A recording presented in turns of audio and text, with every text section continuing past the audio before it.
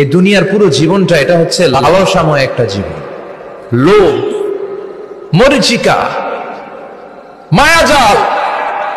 এই মায়াজালে আমরা আটকে আছি, ফলে মৃত্যুর কথা আমরা ভুলে গিয়েছি।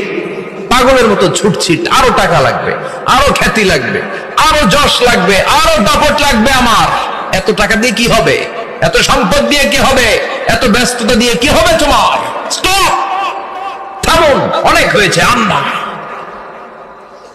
থামুন, take a rest and think about death. Think that you have to go back to your Lord. একটু বসেন না, একটু ভাবেন যে আমাকে চলে যেতে হবে, চলে যেতে হবে। এই কোলাহল, এই ব্যস্ততা, এগুলো থাকবে, থাকবো না আমি।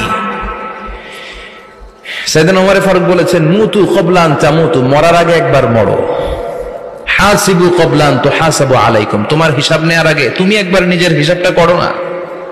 কাগজ বের করে একটু লিখো না কি কি ভালো কাজ করছিলা, যেগুলো দিয়ে নাজাতের ওসিলা হতে পারে।